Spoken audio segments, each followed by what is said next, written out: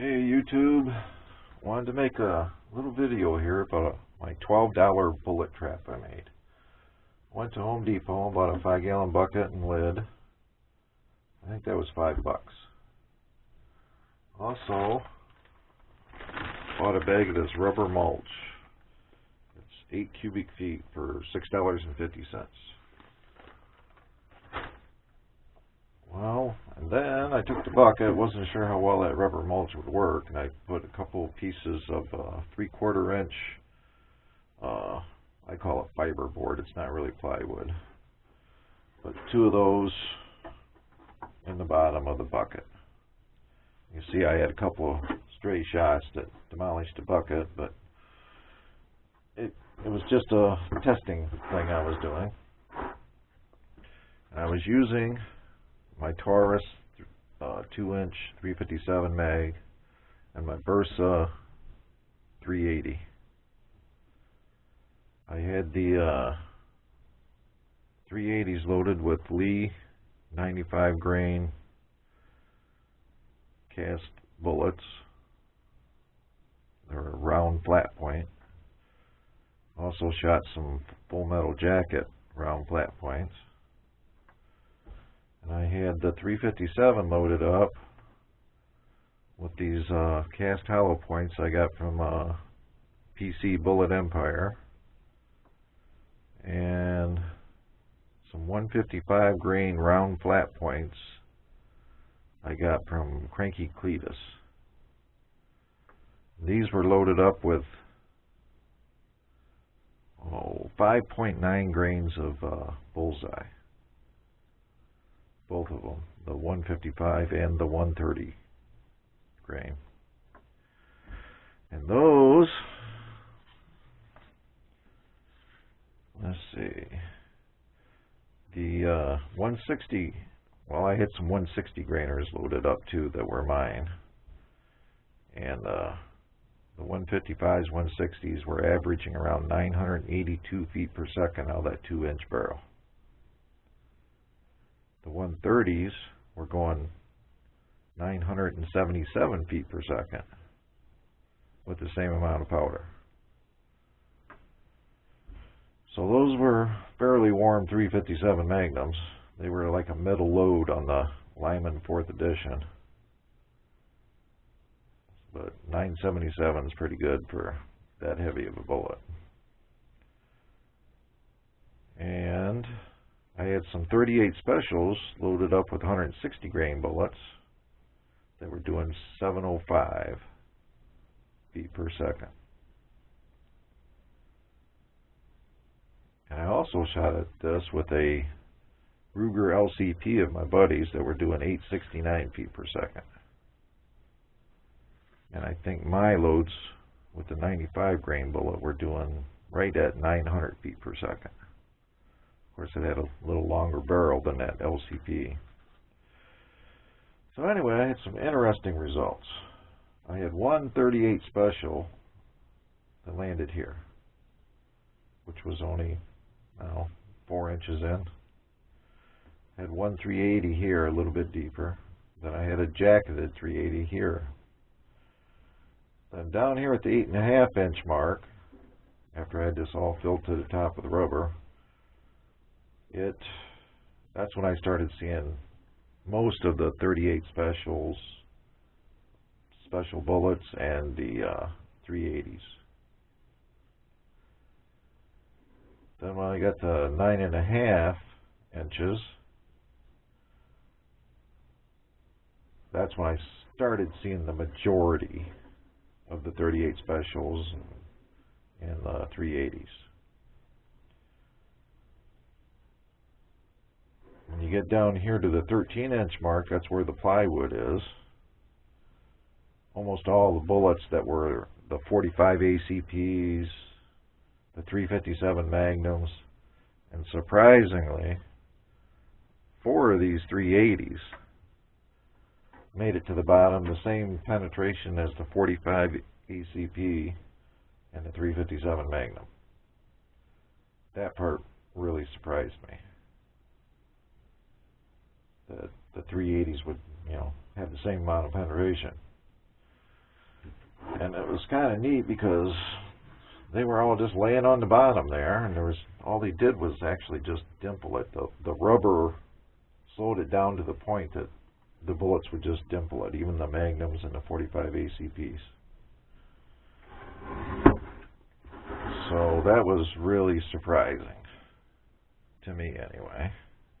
Everybody says the 380's not that powerful, but in this unscientific test, some of them went just as deep as the 45 ACP jacketed hollow point and a 357 Magnum cast hollow points. And this is a sample of bullets that I picked up at the halfway point, where the majority of them were for the lighter loads. And here's some of Tim's hollow point bullets. And I can tell by the colors this was a Magnum. That's probably the best expansion, these two here, that I got out of the whole test. So it's telling me that these should probably be a little softer alloy. I did have one 45 ACP that filled with plastic from the lid that just pretty much acted like a full metal jacket. And it only expanded, or actually it only went about 8.5 inches. But I only had one of the 45s that do that. The rest of the 45s were all laying in the bottom. And these were running at 900 feet per second. So that's, I think I'm going to kick those up to about 1,000 feet per second so I get a little better expansion out of those. I only had one 45 that actually expanded at 900 feet per second. So, and the other thing, after I did all this testing and shot all these, I had some 150 grain 30 cal bullets cast up with a gas check on them. And these were loaded up in my 30-30. But I was only using 8.7 grains of unique in that 30-30 load.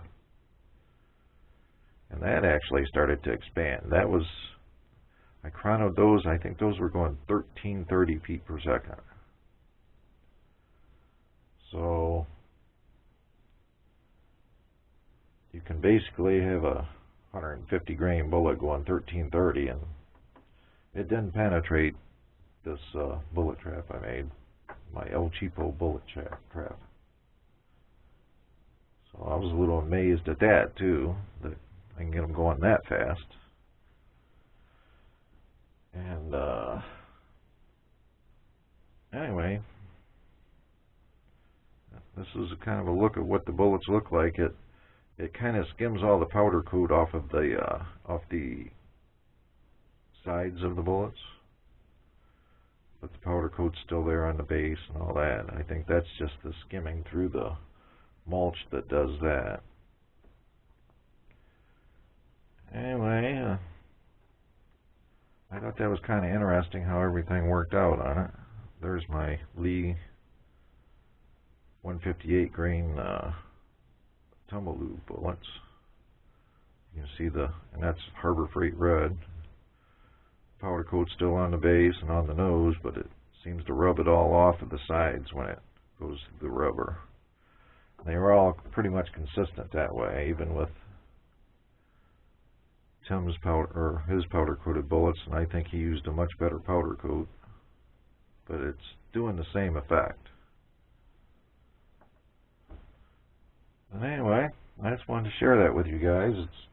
If you want to save a little lead for $12, that'll do it for your handgun rounds.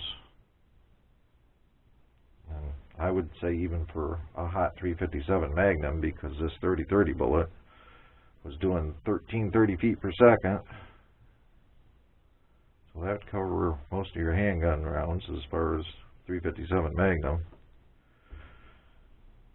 And anyway, I want to share that with you guys.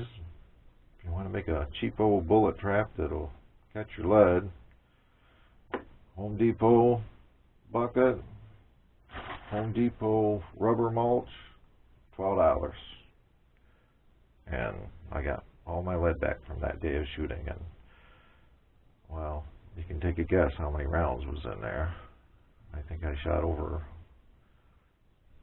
I want to say 150, 200 rounds. And I caught all of them except for the ones where I skimmed the edge. There it finally broke out. I'm thinking that I'm going to try it again, but it's like the concussion that does it, not so much the bullets coming out. I was going to drill some holes, some small holes in it, just for a test to see if that helps keep it from busting big chunks out of it. But that'll be the next time I go to the range.